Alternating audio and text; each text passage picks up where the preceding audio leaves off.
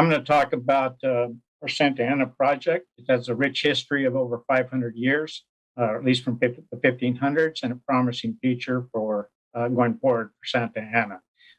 To me, from my 36 years experience, it looks like we're building a mine. Forward-looking statements, basically risk, there's inherently high risk in the exploration of mining, and risk can affect the outcomes of what I'm saying. Snapshot of the company, we have 132 million shares outstanding. Warrants at 61.9 million. 3 million will expire in March. We have go-maiden options, fully diluted at 206 million. Our last cash reported was 4.5 million. Our top shareholders, Eric Sprott, owns 14.9% of the company. We have about 10% in funds. Management owns 25% of the company. And just recently, we've initiated some coverage from Resource Capital to follow and set targets for our stock. Management and board, like I said, I have 36 years experience. I've been through the discovery to mine cycle in part at least 4 times. And this year we were fortunate to hire Jesus Velador away from Fortuna Silver Mines. He has experience including discovery in epithermal vein systems, and he has both a master's and a doctorate specializing in epithermal veins. We also have Ian Slater as executive chair, obviously a very accomplished mining entrepreneur, and provides a lot of enthusiasm and excitement and good direction to the company. So why Outcrop? High grade. Santa Ana is the highest grade silver project in Colombia. It was a Spanish colonial mining camp with reports of up to 17 kilograms silver over 1.4 meters. We ourselves have drilled up to 10.8 kilograms silver equivalent over a meter. We have 7 near-term targets with up to 64 grams gold and 5 kilograms silver per ton.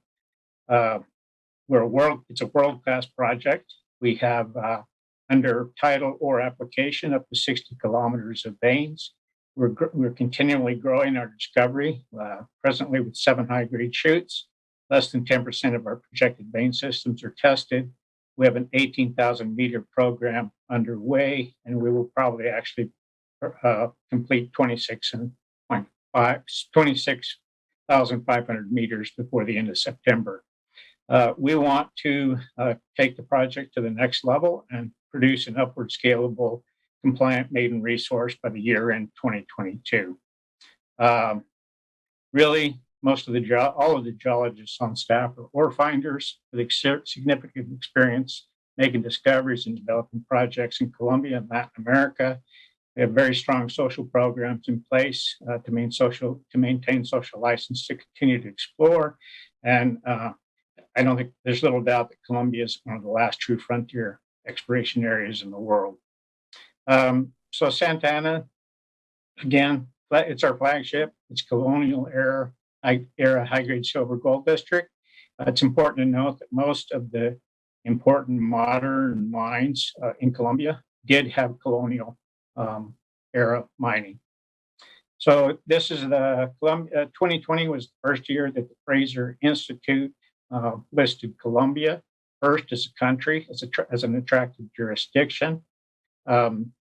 It's a top tier, and so it has a top tier ranking for mining investment in Latin America.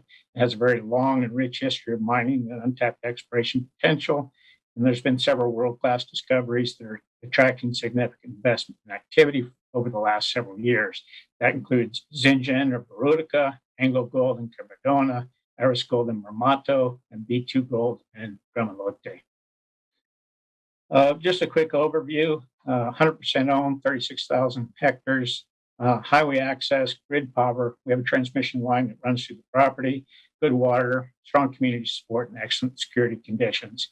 We have 110 intercepts from 183 holes that average 1.4 kilograms silver equivalent.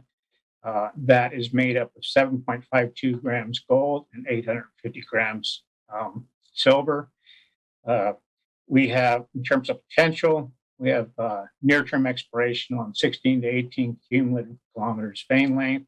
And we have captured over 60 kilometers of vein zones. The project stage is going to go from advanced exploration to a resource in the end of 2022. We have a potential resource area now of 1,840 meters by 300 meters projected depth. On the projected depth, all the chutes are almost surely to go much more than 300 meters. And again, we're planning the maiden resource in the last quarter of 2022. It's really the richest historic silver camp in Colombia. Mine production has occurred in at least 4 areas. The freest mine is important to note. It's on our project. It produced over 7.8 million ounces of silver at a 1.3 kilograms silver per ton recovered.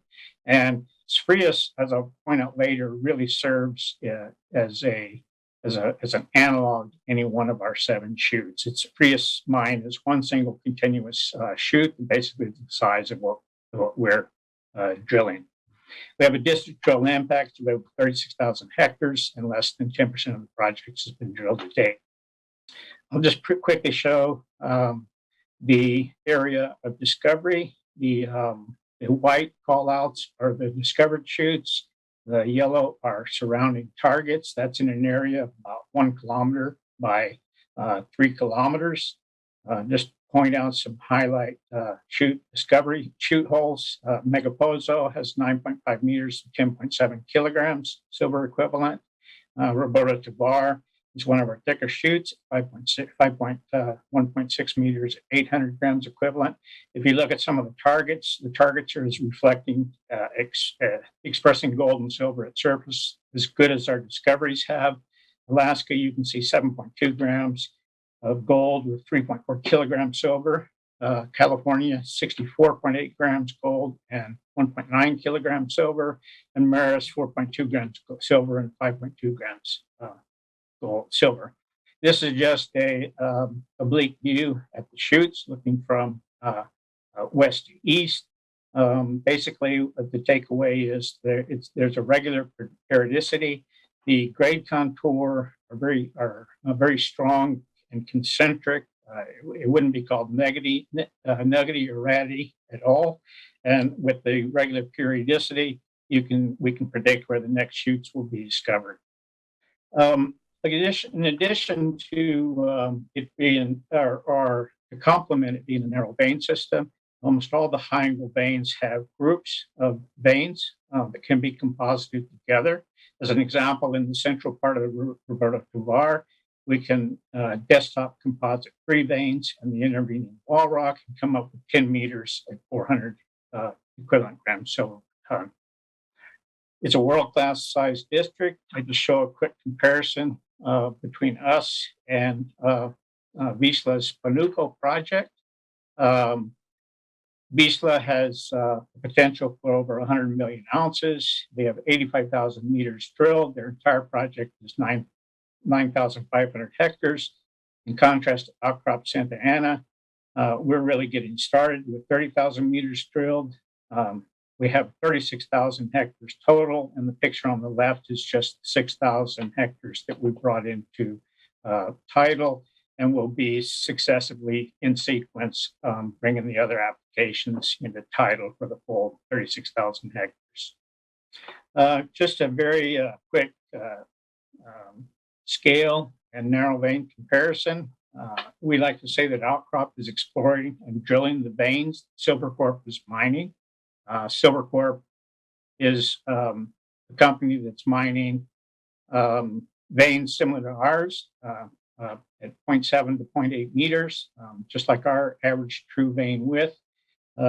We have an average grade undiluted of almost 1.5 kilograms equivalent silver per ton. That compares across the board with Visla at 482, the Ying Mine Silver Corp at 415, and Silvercrest Las Chipas, 879 diluted in their feasibility studies. We have 7 chutes with good definition, not quite as long as what Visla has in Napoleon and Cajitos, but still quite a bit of upside to add at least another 8 or more veins in the immediate area of drilling. That's important to note that both Silver Corp and the Ying mine are reporting or forecasting numbers on the order of $7 equivalent ounce silver per ton. Just a rough idea of dilution. If we shrinkage stope like Silver Corp is doing, we would take our grade down to 875 grams. If we did a mechanized 2.2 meters, we would take it down to 480 grams. If we RICEST mine like Silver Corp and Silvercrest, we would take it down to 1.2 kilograms. A modified RICEST, which is being less selective on the vein cut, would still be 1.15. If you look at all methods applied equally in the mine, just a rough estimation is 936 grams silver equivalent per ton. If you do more of a balanced 50% mechanized, 30% shrink, 10% RICEST, and 10% modified RICEST, you're still looking at 742 grams. These are rough estimates of internal grade dilution only. The catalyst going forward, we are in our phase 4 drilling program that will be 18,000 meters along a 16 kilometer long trend. We'll have good news flow. We'll test and define the limits of open mineralization of our discovered shoots, especially those, especially at depth where we have significant potential for expansion of known mineralization. We'll be drilling 7 near-term targets with trench and float boulder samples as high as 6.2 kilograms equivalent silver per ton to the north and up to 5.5 kilograms silver per ton to the south of the current area of drilling. We'll also drill the Frias mine group for extensions to the Frias mine and also new shoots in that area. We'll have 3 drill rigs starting from March 2021 for resource definition and continuing exploration for potential resource area growth. And then again, repeat, a goal to produce an upward scalable 43101 compliant resource by year end 2022, while we continue to test high quality, high grade targets. Other projects, we have our Helia high grade vein system. We may do a scout drilling program, mainly to attract JV partners. Our Helia is notable for having a 4-meter vein intercept, or 4-meter vein width that samples at 22 grams gold per ton. We also have Majama. Mainly we're involved in CSR and ESG programs to work towards permitting, again, probably for joint venture. Possible joint ventures in a near term, we have Orobesia, an epithermal and porphyry system that directly adjoins the Agnico, Newmont, Orosur, Anza joint venture. And then we're very close to, our Antiris project is very close and is an intrusive gold system, very much like E2 Gold and Anglo Ashante's Gramalote. I probably went over that fairly quickly, but please contact me either through my email or off the webpage, and I'll try to answer any questions I can.